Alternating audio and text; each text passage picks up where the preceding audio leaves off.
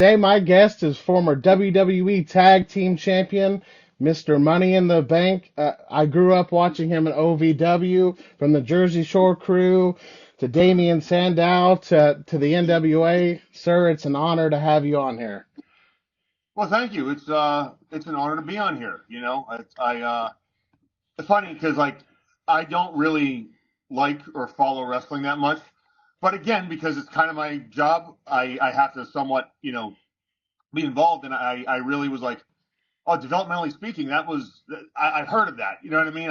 So it's testament to you. So thank you. I always say if I hear it, something's going on because I try to not pay attention to any wrestling stuff. But you know what? I'm just being honest with you, right? Like I'm not going to not trying to sugarcoat it. Thank you, sir. And people like you are the reason why I started this podcast.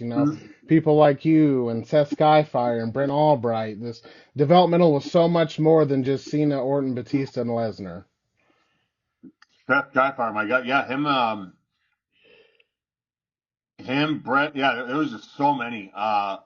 Seth is actually teaching, he has a class once a week, I think, out in California. When I was living out there, him and we linked up a couple times, and it's cool. He's doing the real life thing, really successful and doing props for movies and everything like that, and or prosthetic. He's awesome. Seth Skyfire is flourishing with a family, and it's just cool. You know what I mean? And going back to that time, especially, and again, you said you were familiar with my OVW stuff, so that's that's going back to it, right? But then, that was just a very kind of cool time in a lot of our careers collectively, because you had there was Cena, Brock, Orton, Batista, just so many names that came out of there, and then we were the next class right after that, and then they had it down to where we were really just machines. Rip was an incredible trainer, and I still say I broke in with Killer Kowalski, and had it not been for Kowalski, I would have never gotten into the business. I owe everything I have to Walter for that fateful night on a February in a snowstorm. I was 16, and I met him at a wrestling show, and then the rest is history. But again, and that is breaking into the business, learning the respect, learning truly I say the skeleton, but it was the skeleton of how to behave, the skeleton of how to process information, right? Mm-hmm.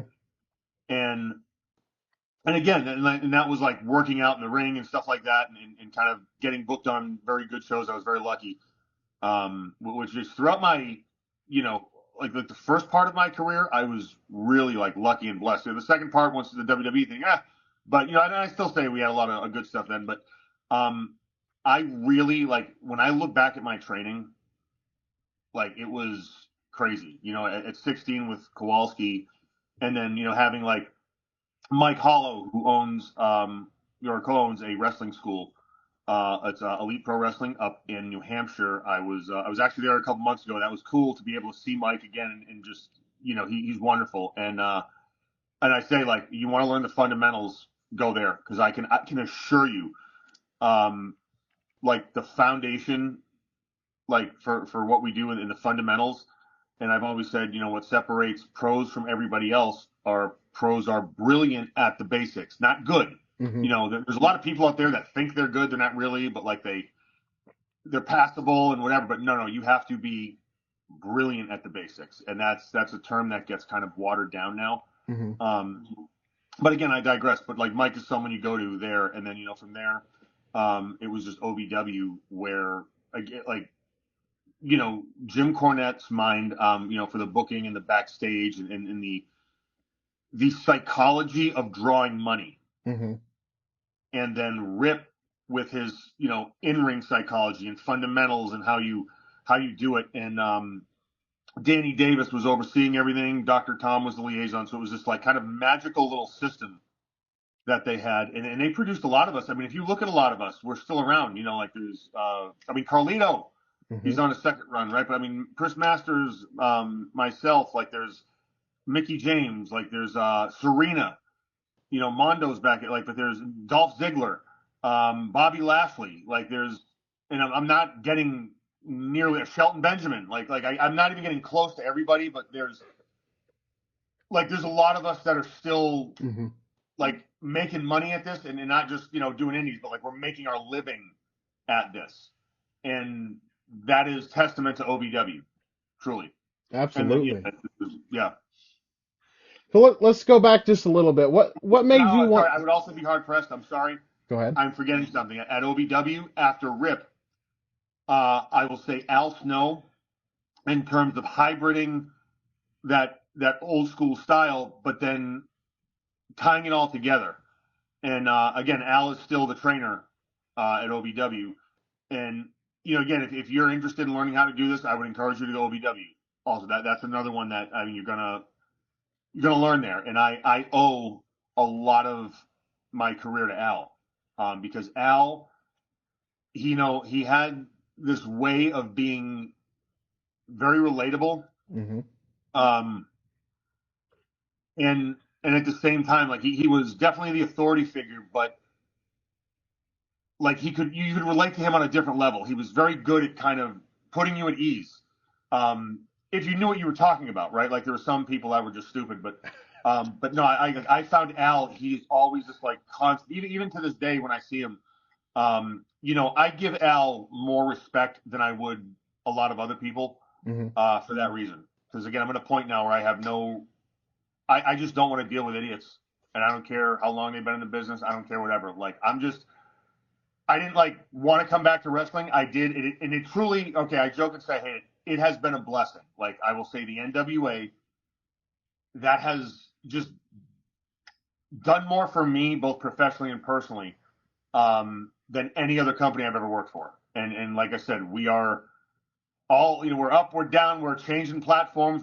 But if you look at our product is constantly getting better. It is getting more refined. We are getting more defined as the company, that we want to be. Excuse me. And that, again, it starts from the top down. Mm-hmm. And that's like the vision of the boss. And then putting the right people in place that say, okay, like let's go execute this vision. And we want to make wrestling fun. We want to make it cool. And you know what it is? Like we just want to make people smile. And yes, that's what entertainment is about, right? But like truly, like the emotional connection I feel in a lot of promotions, and I don't want to like browbeat or name names because I'm not that kind of a guy, but like that's what people are missing, a true emotional connection with a lot of these people.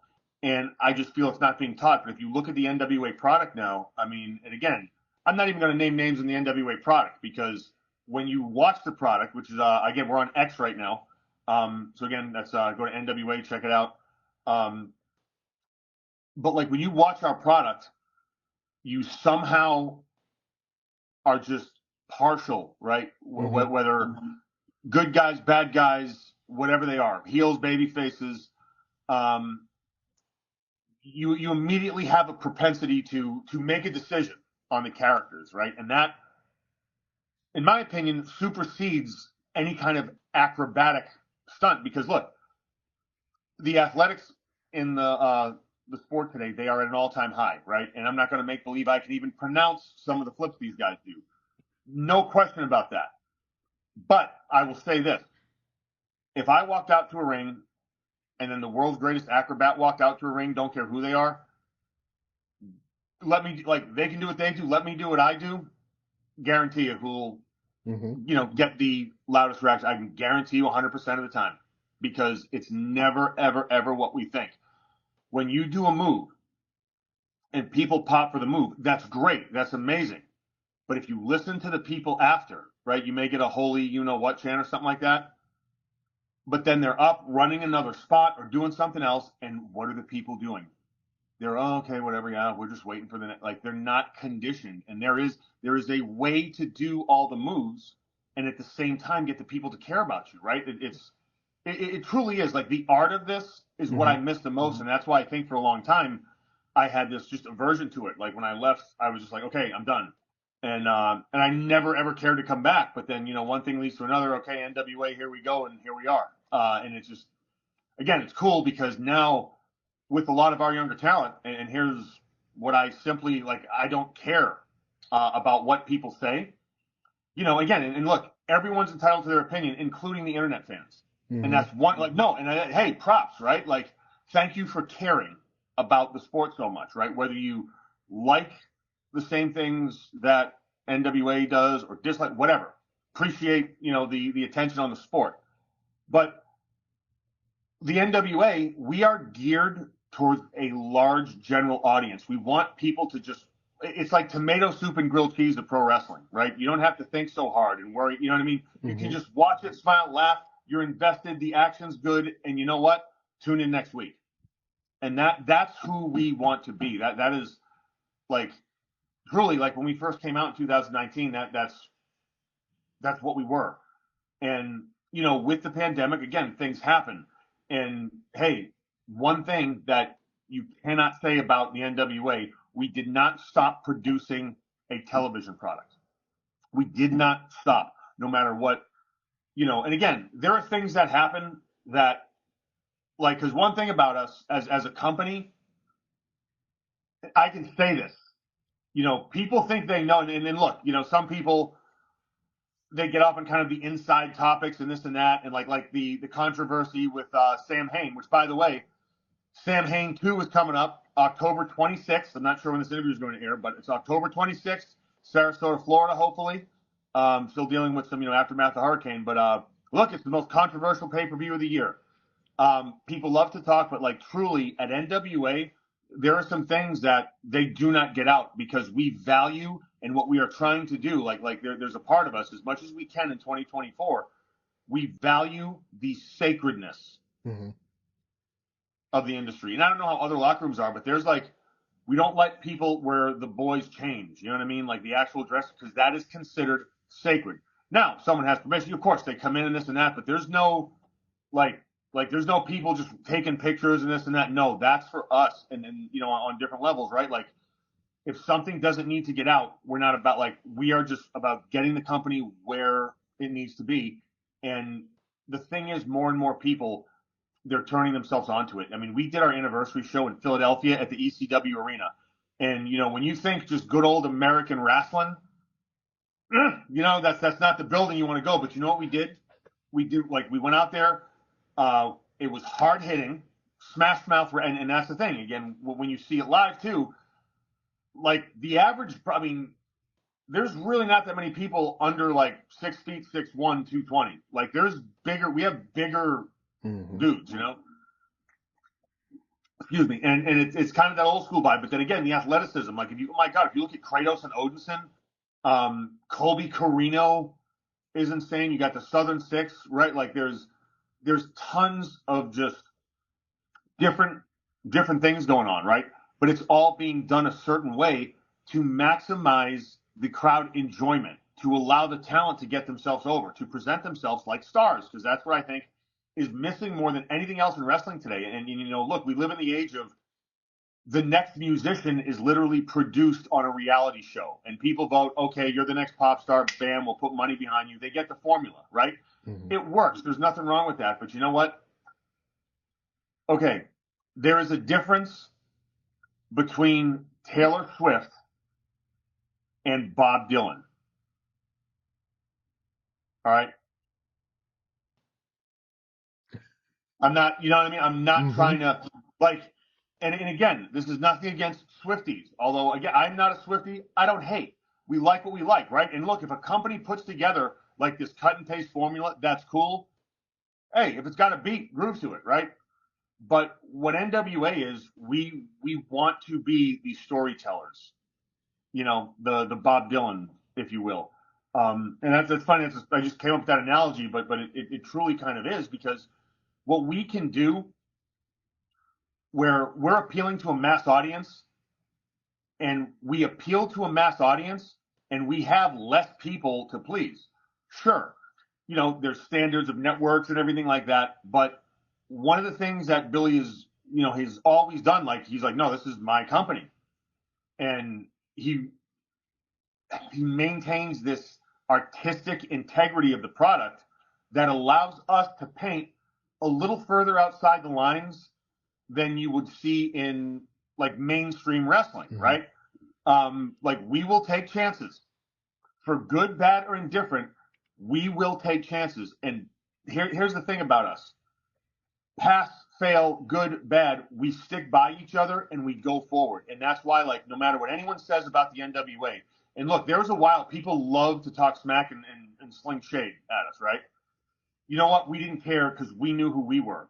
And now more and more people are like, oh, wait a minute, look at these guys are, we're the little engine that could, but we're also Rocky Balboa, if we're being honest, because people have knocked us down and we have gotten back up. And that goes from, again, Billy with truly like the impetus to keep everything moving, and the resources, but then Pat Kenny, the administration, the talent that has really like taken leadership roles, EC3, Trevor Murdoch, Mike Knox, Tom Latimer stepping up. There's just this real sense of like, okay, like this is what we have to do to score a touchdown. This is what we're going to do. And what I think when people come to the NWA, and it is weird because you almost get a feel for that. It is this tangible feeling to where when people left the show in Philadelphia, and that building has seen a lot of pro wrestling. Mm-hmm. Multiple people were saying this because multiple people heard them, in my opinion, right? Like as they were leaving, they were like, "Oh my God, this was the greatest wrestling show we have seen here in a long time. This was fun. We've never seen anything like this." Think about that. Like, and again, these are people like 20 years old, even teenagers, right, that are still trying to be cool and stuff. But like, and adults, they're like, we really. And some of the adults are like, this is what we want. This is wrestling, right? Because again, we have the characters with the music and it's very specific. We have like thought, and again, as you see us, like you will see there are characters that we are putting as a company resources into. We're putting thought into. And it's everything. And I say it's every stitch of clothing, every note of the song matters because it does. And that's why you're seeing some of the people transformed. And I won't even name names because I'm just going to be like, hey, watch the show. And if you watch the show enough, you'll be like, oh, wait a minute. And we're going to start seeing more and more of that because,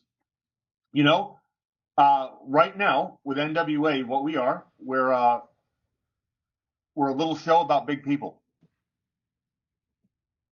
Exactly. And that's the thing.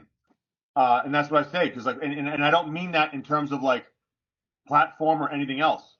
I'm talking about that's the feel. We're your good old fashioned, 1 hour wrestling show, right? Like a little, and I should say like I said the little show, big people to kind of paint the contrast, but it's this down home wrestling that's good for everyone, but then the characters come to life, like to where our goal is to get the audience as opposed to like, and then moves are great. Moves are an essential part of a show. People jump off barricades and stages. You see Colby and Alex Miz. It's crazy, right? But when we do it, the people, there's a different level of emotional investment, and that is the style that's missing. And where you had ECW, that at one point really gave birth to the revolution we have seen today, like the extreme, right? Always taking it to another level. And that's great, right? And that has really caused for a lot of expansion and like evolution in a lot of ways of the business, which is wonderful. But in that, right, people have become focused on the wrong things completely and they've forgotten some of the fundamentals. So all we're doing, and when we say fundamentals, we're talking about like, hey, paying customer, like we want you to fall in love with the characters. Like when you watch our show, you like from the way like the colors we're using to everything. There's just something about it. Like, and I said this, like we had like a screenshot, right? And I put like our setup and every other major company setup, right? And like just the vibe, the colors we want, right? Now look, I'm not saying we're not comparing us to Monday Night Raw. We can't do that, right? Like there's no, I mean, we're not talking about production value in dollars and cents. We're talking about heartstrings, where you're flipping through the channels like, oh, what's that, right? With the way, just the way we are, and like I had this moment where I was in the locker room last weekend, and And I'm just there and I'm looking, and like some of the characters we're really starting to create now. You just look and you're like, oh my God, like this looks like a real. It's not a bunch of people, and this isn't a knock, right? But like with kick pads, seeing how many, studs and diamonds you can jam on your tights to be cooler than your friends, right? Mm-hmm.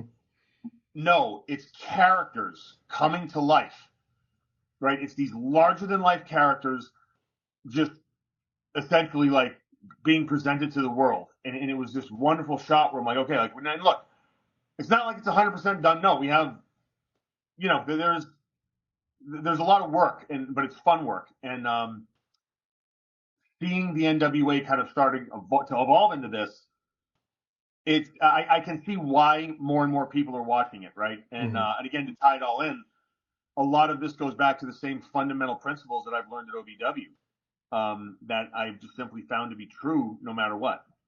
Like where you apply them in the world, if that makes sense. Oh yeah. Not, like I don't talk, right? Like I'm not like, oh yeah, my way's right. No, I encourage young people to do their thing, this and that. But like when I work with a talent, I'm like, all right, you have your finisher, you have your little signature thing, have 3 or 4 moves in the hold, and ready to go.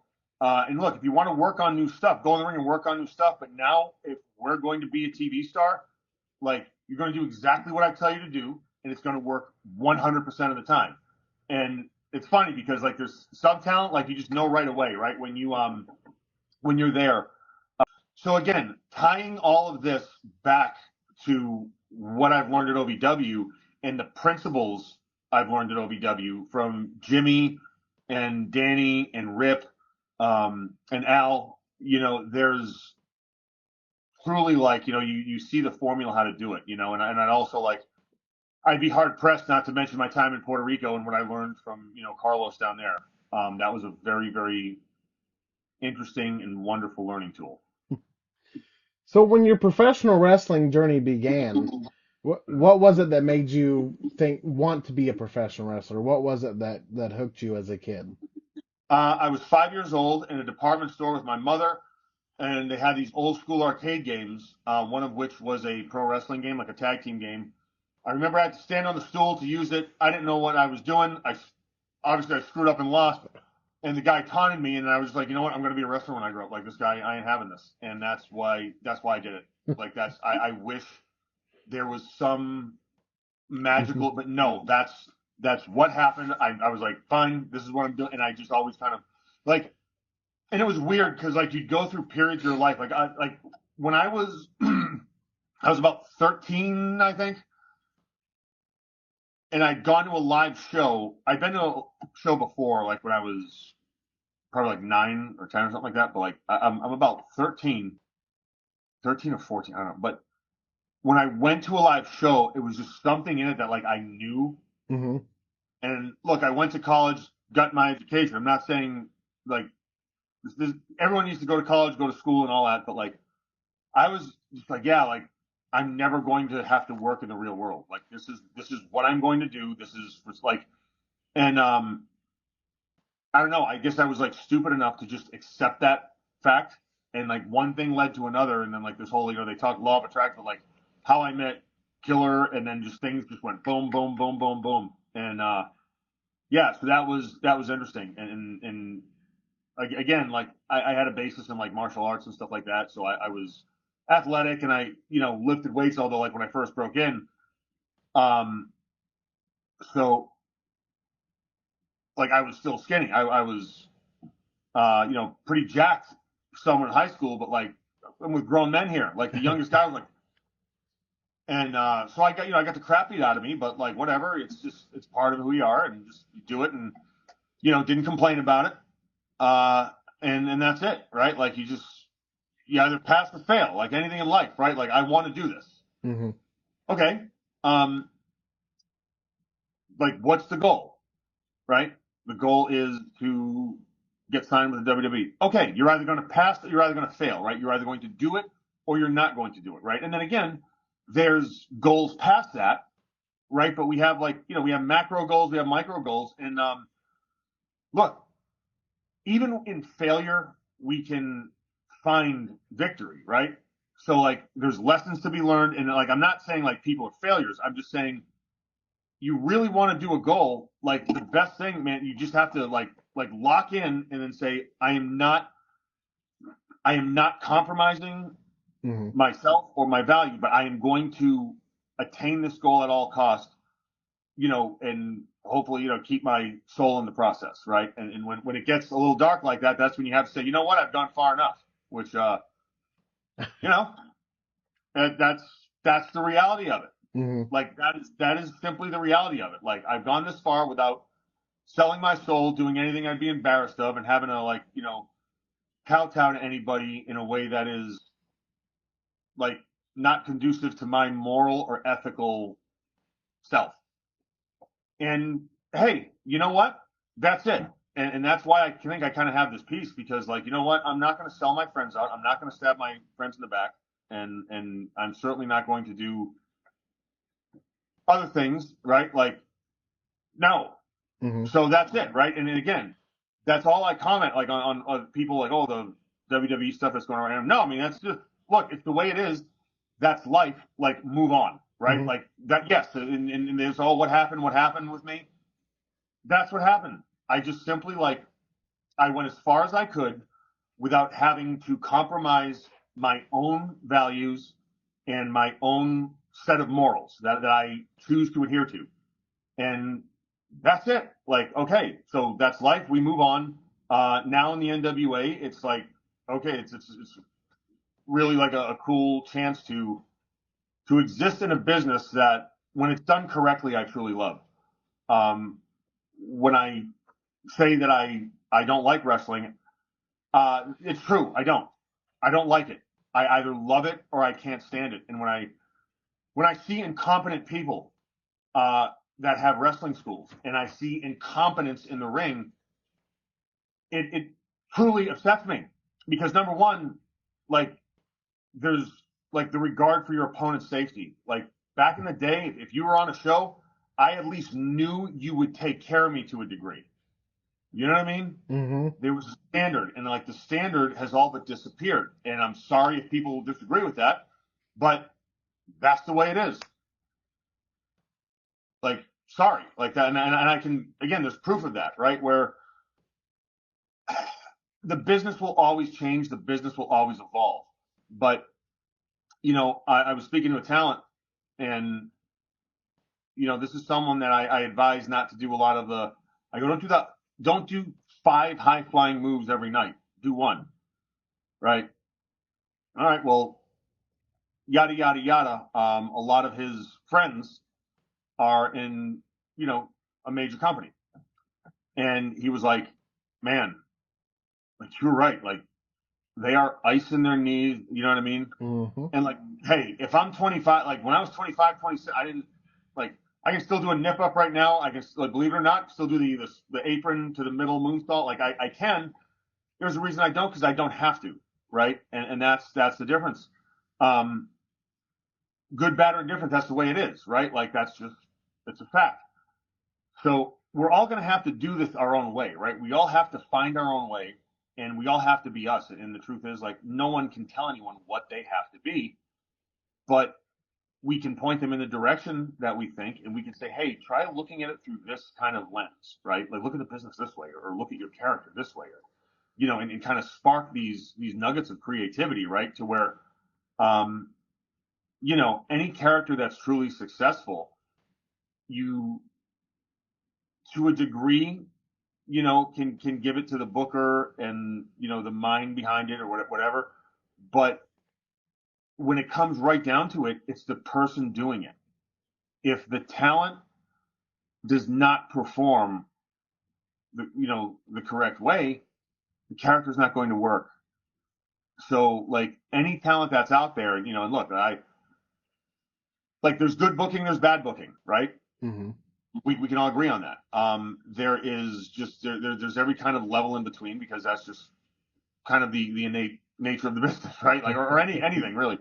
But the way that like a character stands alone, and this goes in any company, it will outshine that. and specifically with NWA, where again, like there's storytelling now, like it's starting to become really the focus, because you know what, like so many shows, you get a 2-week storyline and you're done and it's forgotten about, and then you're on with someone. I mean, come on. But no, like there's some linear story, and it's beautiful because it's the old school format. It's okay. Here's a little story. What are you guys going to do with it? And the talent's going out there and crushing it.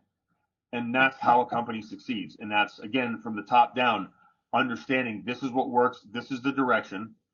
And then, you have your lieutenants to go execute the orders. And then everyone's on the same page. Everyone's working for the same thing. Because truly, the NWA, on a lot of levels, everyone is we're interdependent on each other. And even the way, like, with a match I was kind of giving my opinion on, because I refused to agent. They want to make me an agent. I said, absolutely not. I'm too young and handsome. And an agent is a thankless job. And because, look, I'm a Leo, I need to have my own title. So, like, we're working on a title. But no, like, to help with the matches that need a little, just, little help. I told, and it was like a tag team, I think, or 6-man. And it was 6-man. But I was like, look, here's how you guys win this. Like, you guys make them look as good as you can. Make them look like Hogan. All right? You guys make them look as good as they can. Right? Make them look like, whatever heel I said. I think it was like Piper at the Garden or something like that. You know what I mean? Mm-hmm. But no, that's what it is. Like, what can I do for you? What can you do for me? And then when you approach a match like that and you just give, right? And you guys know, like, that develops a next level of trust, right? Because so many times I see people like, well, I got to get this and this and that. And it's just very like, I got to get my stuff and I'll give you this. But it's like, no, like the time you put into selling someone, right? Mm-hmm. That's why there's like the art of being a heel has all but disappeared from what I've seen. Truly. Because everyone's out there and like they're all working this thing. But no, like to take an entertaining ass kicking, like people don't even know what that means anymore. Like they have no concept of how to do that. That's what we're teaching in NWA, and that's what you're going to start seeing more and more of. So, yeah. Good. So when you said that you just met Kowalski at a show by chance, were you looking at schools then, or is this what intrigued you to start Yeah, training? no, it was looking at schools then, actively looking at schools, yeah. And how hard was it back then? I'm not going to lie to you. Like, first wrestler I tell you signing autographs was Tony Atlas. Asked him about getting into business. He goes, hang on, I'm going to introduce you to the Boston Bad Boy. True to his word, Tony introduced me to the Boston Bad Boy. His name's Tony Rumble, and he said, hang out after the show, I'll introduce you to Walter. I didn't know Killer was there. Now, my father was a police officer. He retired 2 years ago. One of his partners was a pro wrestler. His name was Primo Manzello, or Michelangelo. He had 2 different names. About 6'8", legitimate, like 450 pounds, massive man. Great guy. And so I knew there was a wrestling school at Walters, and I kind of had that vague connection. And so I'm there, and like, okay, there's Killer Kowalski, and we took our shot. Like, Tony Rumble, after the show, he's like, hang around after the show. We did. He walked us out. It was at Southbridge High School. It's February, and it was a snowstorm. And I can't tell you where half of my moments happened in my career, but like this, I vividly remember. And there was that one, like, orange fluorescent light, and he had this old, I think it was an Oldsmobile, old white Oldsmobile. And, like, there was this silhouette of Killer. He was a massive man. Killer's back in his day, he was 6'7". He's probably closer to, like, 6'5" now, but, like, still this massive hands and that face of his. And, he was, oh, hi. And, like, talking to me, and, like, my buddy and I were just like, okay. We asked him about getting in. He goes, all right, here's my card. Give me a call. Come up to school. Your parents will have to sign a permission slip. I went, well, sure. Well, long story short, it happened, and I was like, I was an exception. Like, he was like, no, like, we're going to take a chance on you. And he did. And this was before, like, you had to be 18 because the business was still very, very closed. Like, people were like, who the fuck's this kid? But I'm sorry, I shouldn't cuss. You're But fine. like, I'm sorry, but like that was the vibe, right? So I went from like studying. I mean, no one messed with me in high school. Like whatever, I didn't care. I would cut promos on people because like at the end of the day, I'm like, all right, like someone you want to. I mean, and I don't encourage that, but I mean, I wasn't worried about it. Like Genius, I was like, I don't care. Like whatever, if we get down to it, do something. Um, but then you go from that to being in a world of grown men, where that's a different deal. But you get through it. You just kind of, you do it, and I'm glad I went through it. Right, I'm very, very glad I went through it. And yeah, there was just that. Like truly, it's like a Bronx Tale. It's one of my favorite movies when Sonny says to the kid, he's like, "Yeah, you got to get two educations. You get one, in school and one in the street." And what I was doing, I was getting like my education in school. I was getting my education in the ring, but then I was getting my education, God, in life. Mm-hmm. And you know what? Like, in terms of how to deal with people, in terms of and look, wrestling has a carny element, but like you got to smarten up real quick. At least it did back then. Nowadays, it's like no, it's all about like Instagram videos and whatever, creating a culture or whatever. No, like back in the day, it's like if you didn't smarten up, that's how you got weeded out. And at 16, had I not had people looking out for me, I wouldn't know what hit me. But I was lucky enough where I had people to be like, hey, like this is how you have to deal with this, okay? Like this is what's going on. Like you have to tell this person no, and like that, and even though you've looked up to this person your whole life, like what they're doing is bad. You know what I mean, kind of stuff. And I don't. Again, that's private, but like by the time I graduated, I started when I was a junior. I started halfway through my junior year. By the time I was a senior, God, I mean, my whole world was completely different, and in a lot of ways. I'm not trying to sound whatever, but I was far more mature than a lot of my friends. Also, in a lot of ways, far more immature than my friends too. Like, no, there's a dichotomy with me where like there's a lot of basic stuff that I don't quite get because I never like went through it right until later in life, and so I was again in a lot of ways very, very immature. But then in like a lot of ways, I was like, oh, like you know what I mean? Like, oh, okay, like this is how the world works. And my senior year of high school, to be honest, it was very easy because I understood, and I don't want to say how to work people, but how to deal with people to achieve maximum results. Like everyone hated the headmaster. I went to his office. Hi, sir. How are you? Blah, blah, blah. Just a quick question, right? We had to wear these weird shoes. I said, no, I'm going to wear cowboy boots because I'm going to protest. I'm just in Massachusetts. I was like, no problem. Got to wear the cowboy boots. Like that was, yeah, that was like, and yeah, like it was very, very interesting. And how that whole thing worked. And like I would mess with people just to like just to see if I could do it. I mean, I ran for class president knowing I wasn't going to win because we've had the same class president for 3 years, right? I just wanted to see how I was on the mic in front of people. Well, sure enough, I popped him. You know what I mean? And guess what? I don't know where our class president is this day. He was a very nice guy, and I'm glad he won. But I got more out of that speech that day, like in terms of like life, to where I was like, okay, all right, I got this. Like, and then here we, off to the races. And that's kind of like that's just who I was back then, right? And again, we go through different things, and they kind of we evolve in different ways, but it really changed me, right? And then again, getting to OVW, there was a different side of life that I didn't quite know about that I will not talk about on this show, but that, like, I had a lot of lessons to learn there. And, man, did it take years to learn them. Yeah. Woo! No, that's just how it was with me, right? Like that was my evolution in the business, it was very, very crazy. My whole trajectory, it's nuts because like you have this, getting signed. I was supposed to be this prodigy. I was going to be Edge's cousin. Edge got hurt. Then he got hurt again, whatever. There was an administrative switch. I was a Dr. Tom and Jim Ross guy. Johnny came in, didn't really want to push his guys, right? And you get kind of whatever. End up going to Puerto Rico.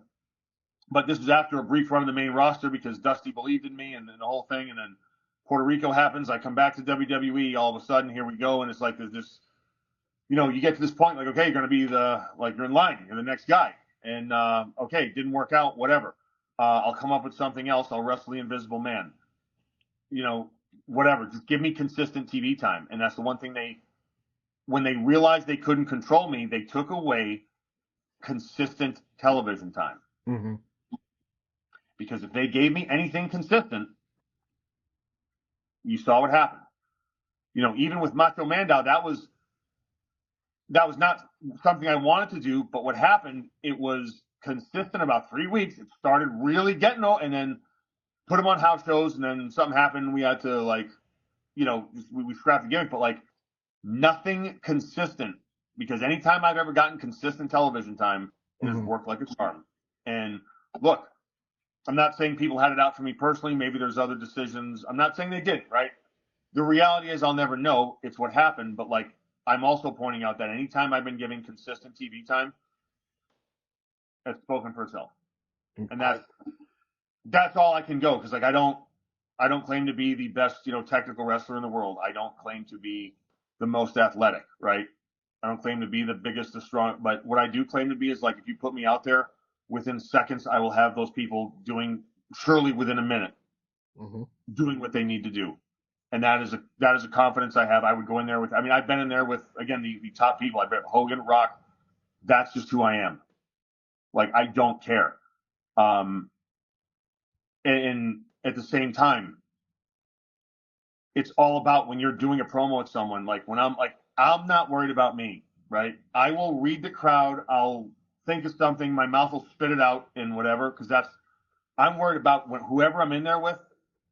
I need to make them look as good as they can. Am I the heel? Am I the babyface? If I'm the heel, I will set them up with softballs and have egg on my face at the end, right? That's because that's what a heel does.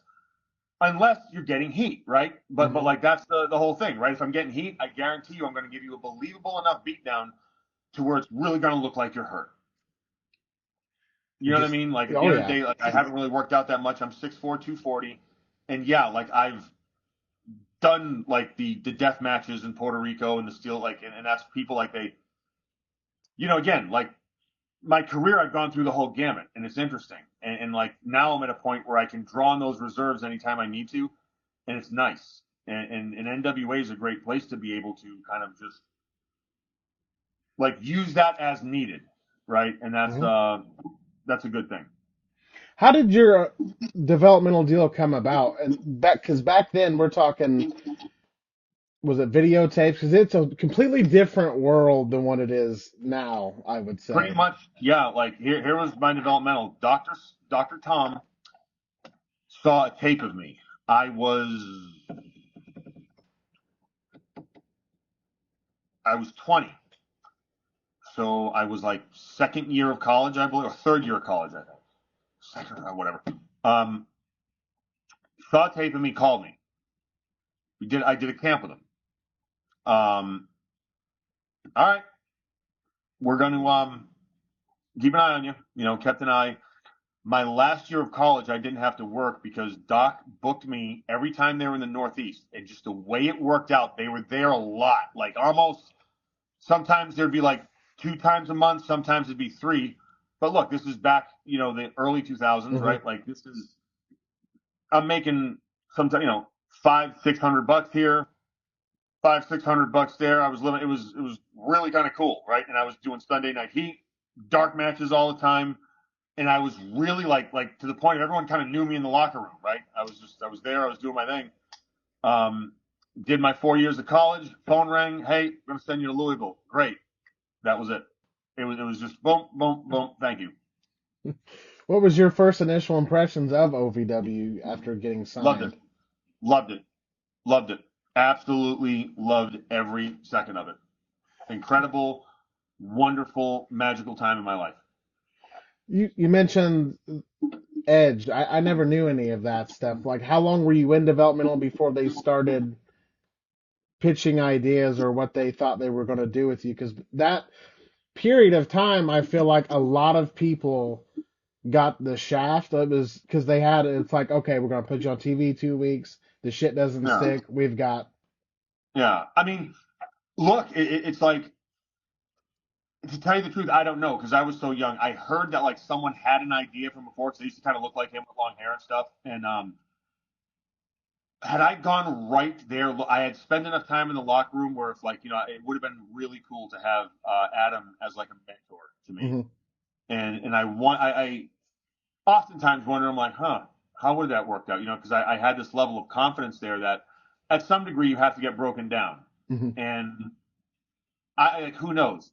I also learned a lot of life lessons at OVW that like I could have screwed up if I'd gone right to the main roster. And again, things work out the way they should because if I really look back on my career to this point, like the people I've met, the place, I mean, just the insanity that I've had. Mhm. Yeah, you can have like, it'd be nice to be like a, multi-millionaire, but um, the craziness and just like I said, like I wouldn't trade it, to be honest. Like there's a couple things I would have done different, but man, not many. Like I'll be straight up with you, yeah. So, what made them put you in a team with Casey James and just put you on the main roster? No idea. No idea. We just got a call. This is what we're doing. Fine. That's how much thought went into it.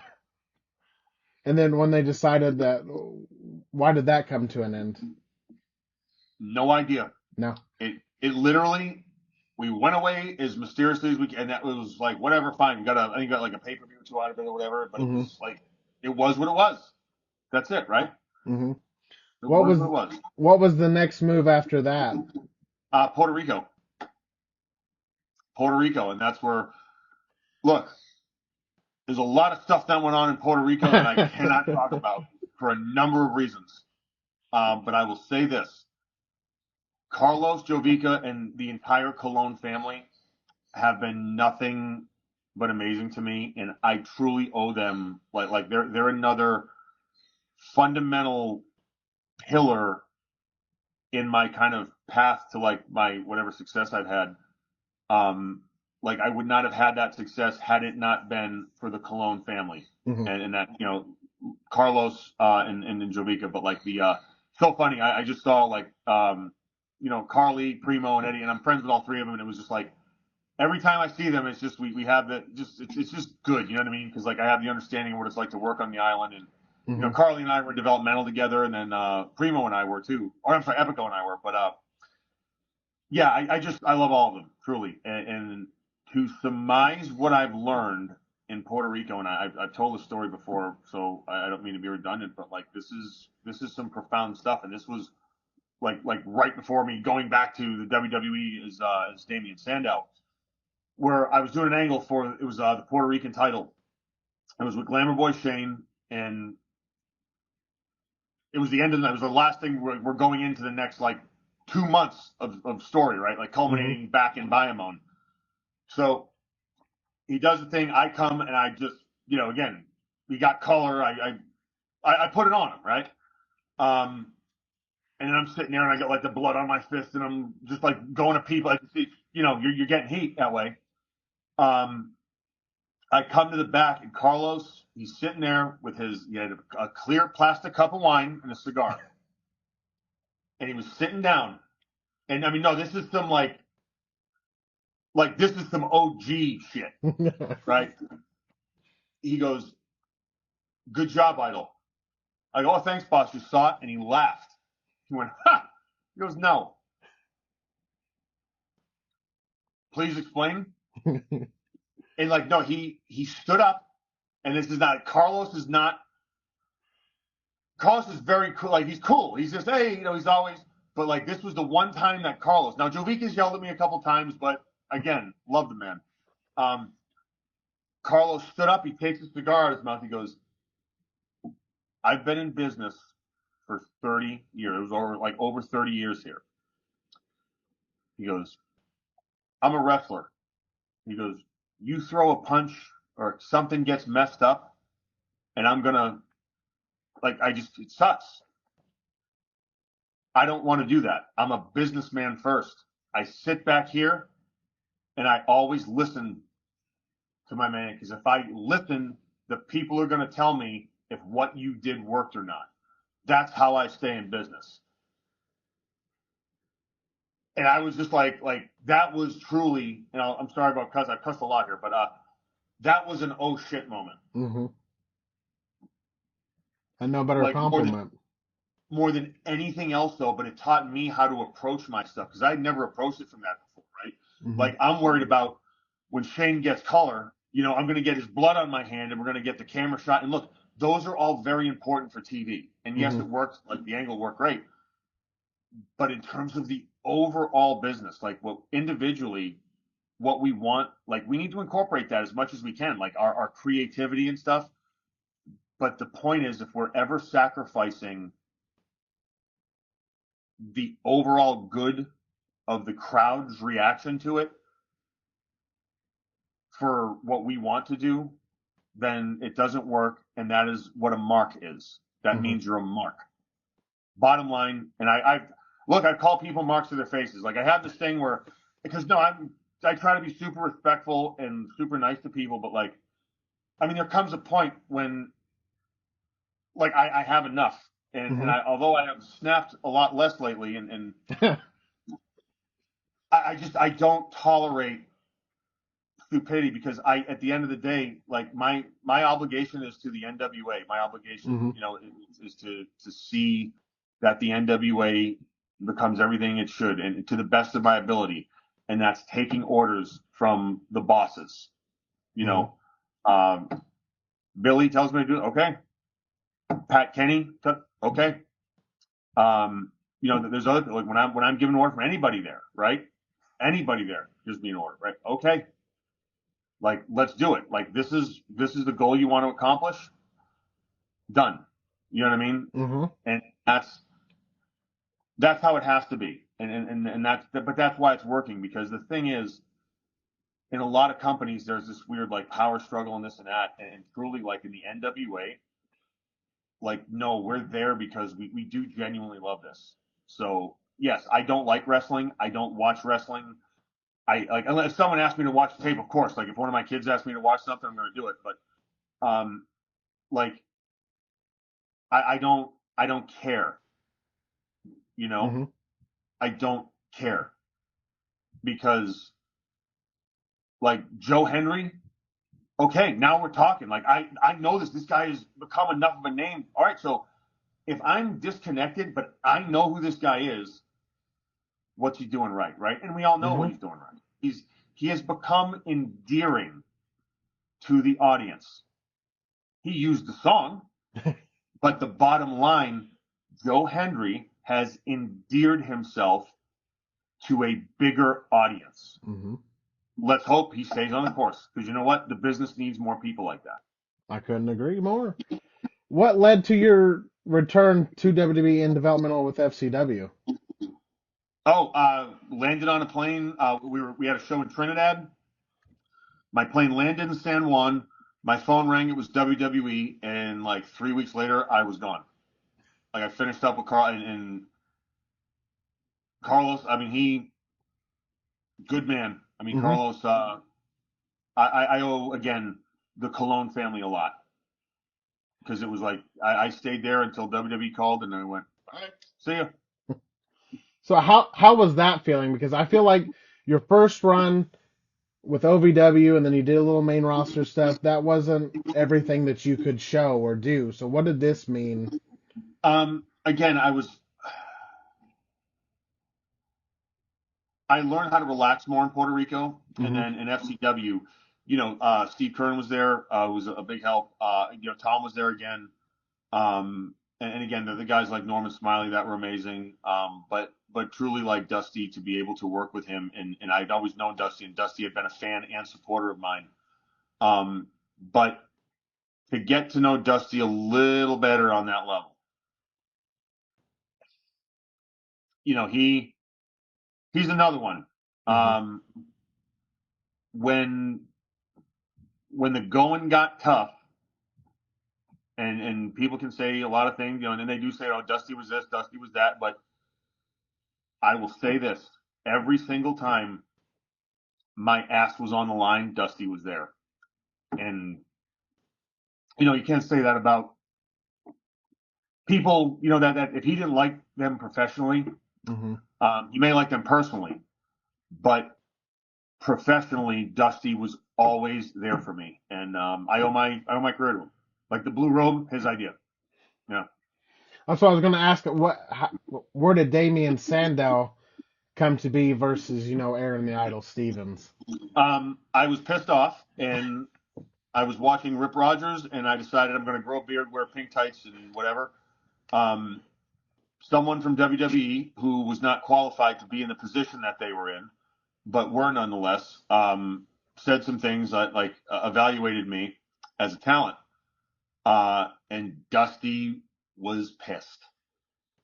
Like, he got hot. And okay, that's it. This is what we're gonna do. So we did, and the rest is history. And it's that simple. What was the main differences between OVW and FCW? FCW was a little more corporate. You were a little more under the WWE's eye. And OVW, they stuck us down there and said, Jimmy, take care of them. And it was wild. We had fun in FCW, but there was nothing because Tampa's a bigger city and stuff, and it was great. But Louisville, smaller city, and no one really watched the FCW TV show, but OVW back in the day, that was on the CW, I believe Saturday nights or Friday or Saturday nights from 10 to 11. Everybody watched it. That was prime time. And people knew who we were. We had the WWE associations, they knew we were the wrestlers. It was crazy. We would go out and it was we were local kind of. And to this day, in Louisville, when I go out, because I reside there the majority of the time now. It's I still get Idol, you know what I mean? It's crazy. I'll get Sandow too, but people still I'm an Idol in Louisville. It's crazy. You're royalty down there. I wouldn't say that Hello Kentuckiana is burned into my brain. How Cornette would open the show. That's it. Hello Kentuckiana. That was it, man. That was it. Yeah. Now, how long were you in FCW before you got called to the main roster? A little over a year, I think. Yeah. Is there anything, you've talked about your main roster run a lot in other interviews. Is there anything that stands out more than others, or something that you wish you could have done differently? No, because again, yes, it would have been nice to put finish the projected ending of the Money in the Bank thing. But oddly enough, that doesn't bother me, and I don't know why. I thought it did for a little bit, and it doesn't bother me anymore. I don't care. I don't need someone, and it's still an Oscar. This is not taking away from anyone that's ever held any title in wrestling, right? Because people get it from different ways. Some people politics, some people do it. Hey, you've held it. You're in the history books. Hats off to you, right? But at the end of the day, there's one person deciding who it goes on. And my thing is, I've always worked for the people. And look, I'm not a politicker. I'm not a backstage guy. That's not my nature. I'll stick up for what I believe in, but it's just different, right? And there are people who do that, but I've always viewed them as snakes, and that's not who I am. I'll tell someone exactly what I think of them. But if I say I'm going to fight for someone, or I'm going to and the people that have worked with me, they know that. Because my own thing is too, I don't work with anybody. I have a good enough relationship with the people that employ me. If I don't think they have it, and I give truly and this is where I try to be like Dusty too, my professional assessment of someone. And I'm they do not have it. I'll get the okay. And then okay, off whatever. But I believe in someone that, like, anyone that I've worked with, like, they know how far I will go for them. Mm-hmm. They're like, I'm not, like, I'm at a point where I'll just be like, this is what, truly, this is the way it works, and da-da-da, and I have the grace to operate in a very, very wide area, Mm-hmm. and that's given to me from Billy and stuff. But at the end of the day, it's all what Billy wants.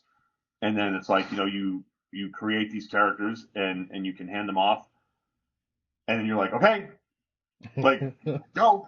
And like, to me, it's like leaving the nest, because like once, and I still help them, with matches and the character stuff, but like, Mm-hmm.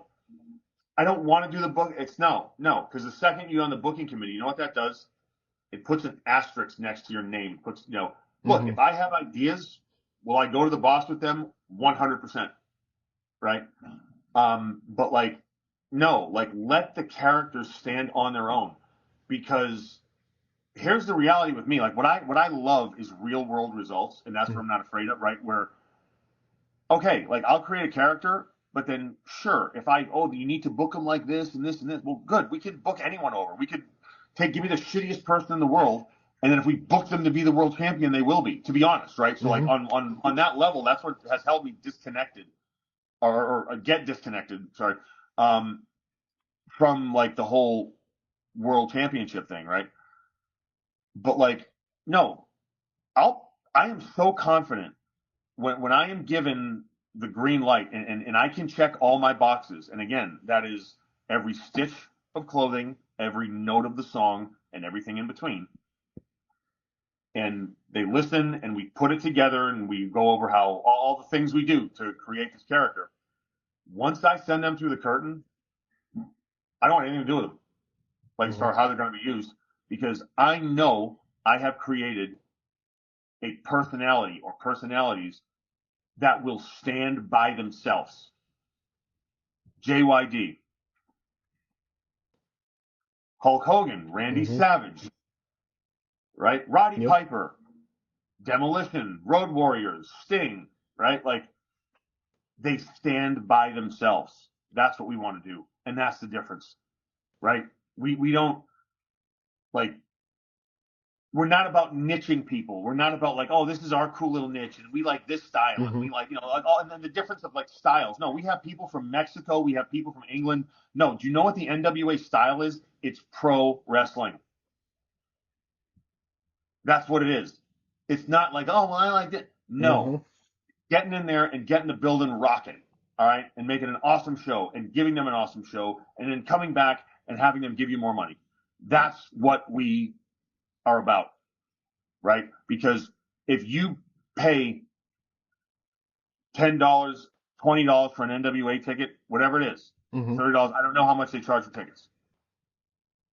You will get $1,000 worth of value, or more, because truly, everyone out there, we are giving you every single thing we have, and you are going to see stuff that if you pay the same amount of money to any other wrestling show, right? And it's Mm-hmm. all great, right? You'll see maybe bigger setups.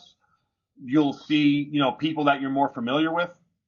You'll see things you won't see at NWA. But if you go and if you spend money on us, we understand what that is, and like, we love our audience, and we are the biggest.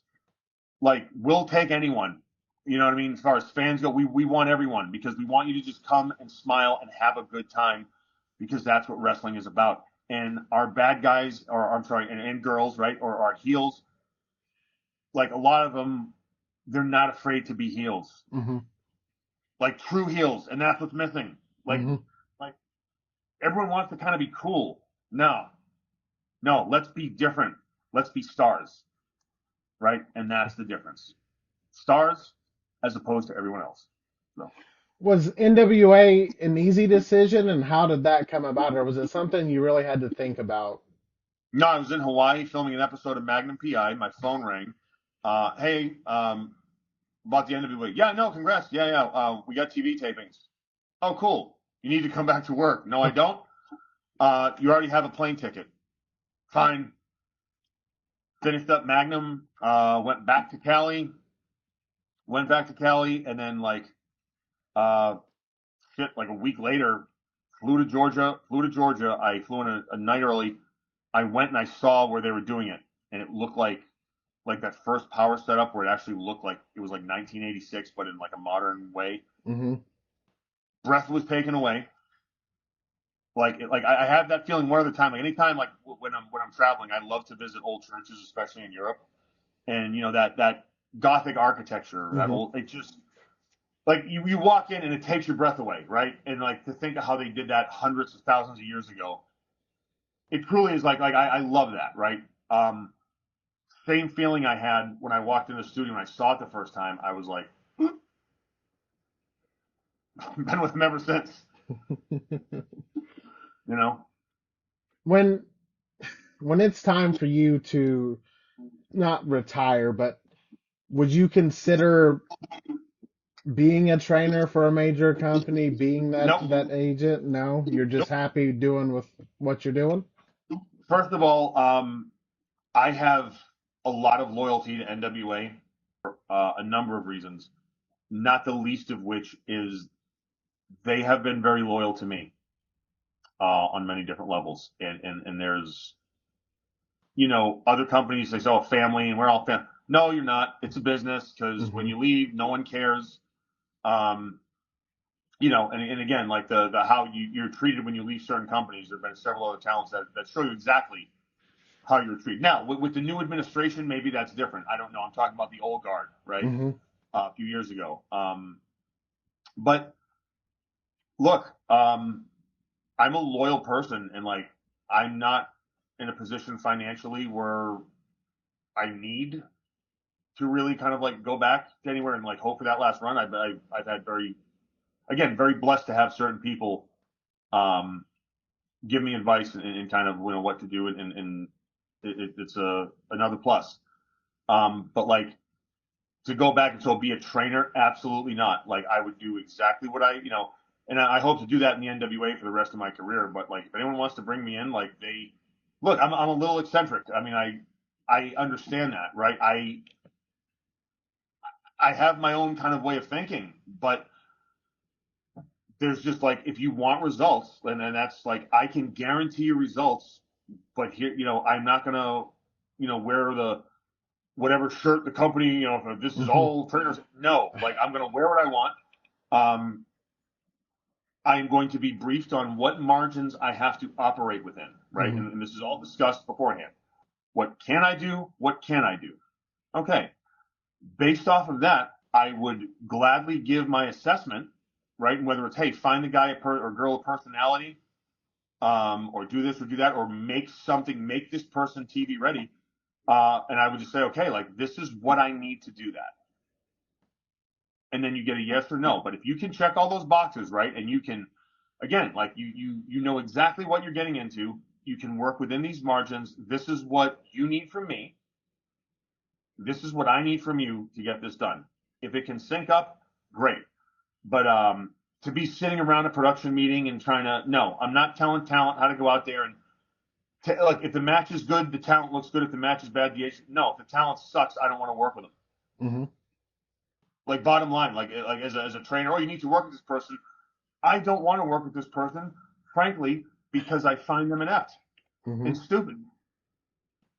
No, and it's that simple. I'm sorry, but like, look, when I was a kid, I used to love Michael Jordan too, and oh, wouldn't it be cool? And like anyone, I tried to play, and wouldn't it be nice? I'm not that good of a basketball player.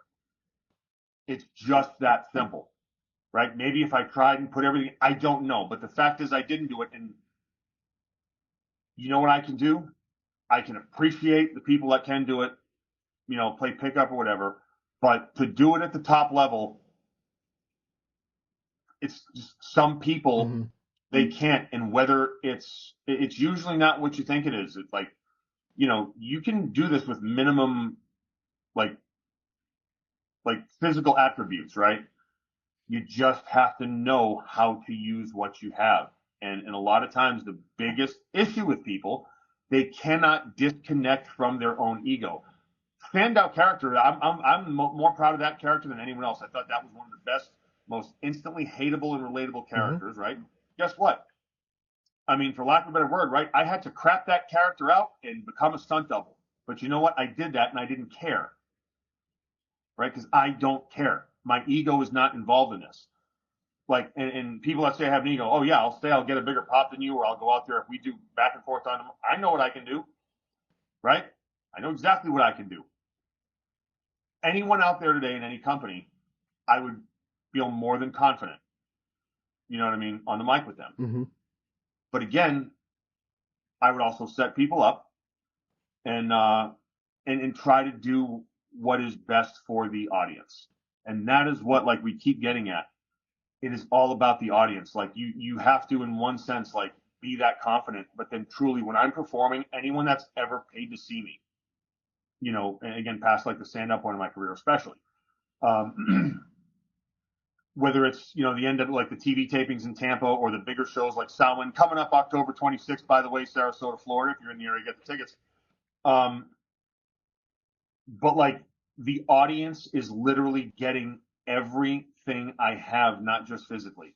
Because there are times I go out there now and I don't have to bump. There are times like, and I don't bump more than not, but like truly, like as a performer, whatever I'm doing, I guarantee you I am exhausted at the end of the night, even if it's not physical, because emotionally, like I give them everything.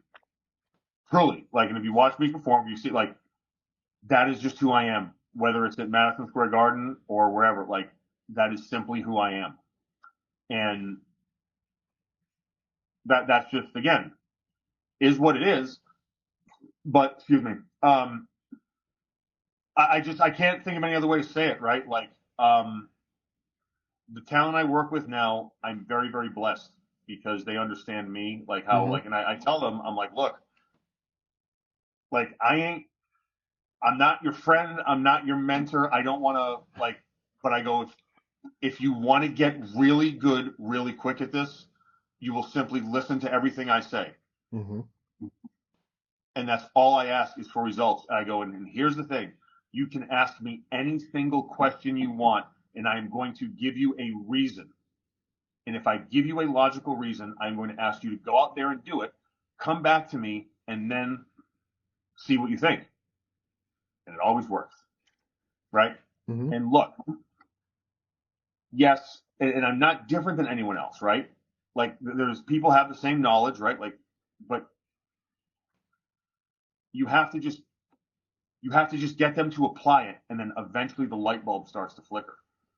And once the light bulb starts to flicker, then it comes on. And then when you see that process to where, like, wait a minute, we're selling more T-shirts than because you see tangible results. I'm not saying like, oh, just do it because it's what I think. No, because guess what? If you're not better off when I'm working with you, if you are not seeing results, and of course within, you know, look, what's our exposure like within a reasonable time frame, but which usually very quickly, then I'm not doing my job. Because if I ask for a list, you know, and I don't say like, oh, I joke and so you just blind the least, but no, I mean, I always say if you're not comfortable doing something, if it goes against what you morally don't like, or you're in an uncomfortable situation, please let me know. But there's a difference between uncomfortable, like truly uncomfortable, and just outside of your comfort zone. Mm-hmm. And I know that there's some kind of like a paradox in there, but I think you understand what I mean by that. Mm-hmm. Like, you know, I'm not comfortable kissing someone because I have a family. Absolutely. We don't have to do that. I'm not comfortable wearing blue gear because my high school color was red. You should probably think of another profession. Yeah. Right? And that's just how it is. So, yeah. And then that's what it is. But no, like, we just, you know, again, it's about putting smiles on the audience's face, but like the double-edged sword is like when you work with a talent and like you see this, and this goes from, again, the boss's direction. Mm-hmm. And then Pat and Kenny, you know what I mean? It all kind of flows. And we have like our music lady, Sherry, you know, the wardrobe. It's just, it's such a team effort. But when it works, it works. And like, I can be a stickler sometimes, like from wardrobe, trust me. Both the wardrobe and the music department, I love both of them, but like, I can be Aron sometimes, right? And that's all I'll say. But like, whatever happens, it's like once that talent goes through the curtain, we're all like looking at each other and just because I tell you, it's always the same. They go through the curtain and about halfway down the aisle, they're like, oh, and you can almost see it just sink in, and that's pretty cool. So, if you had any advice to give to anybody getting into professional wrestling, what would it be? Find a reputable school, know the lineage, know the quality, and who endorses them. Who have they produced? Who are they producing? Right? Look, if a school has a cool logo and a cool place to train and makes you feel part of a little community and it serves some purpose in your life, that's great. But guess what? If they ain't producing superstars and everyone's kind of whatever, probably got to move on. Couldn't agree more. Where can people reach out to you at? I don't like people, so I really don't want anyone reaching out to me, but they can find me on social media. On Instagram, it's The Aron Files. That's TheAron Files. And in all seriousness, no, I'd love to give me a follow, talk, whatever. I'm always posting stuff on there. And Santino and I were building a treehouse about 2 weeks ago, and we posted that on our story. We actually got it done, which is cool. And then Twitter, or X, excuse me, it's Aron's Thoughts, ARONS Thoughts.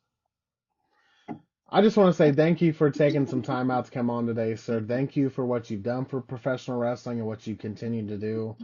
You know, growing up in Southern Indiana, I've been able to watch you for what, over 20 years now? Well, I'm sorry to hear that, and it's truly my pleasure. So, if there's ever anything that I can do, please feel free to reach out. Thank you. Thank you. Thank you, sir.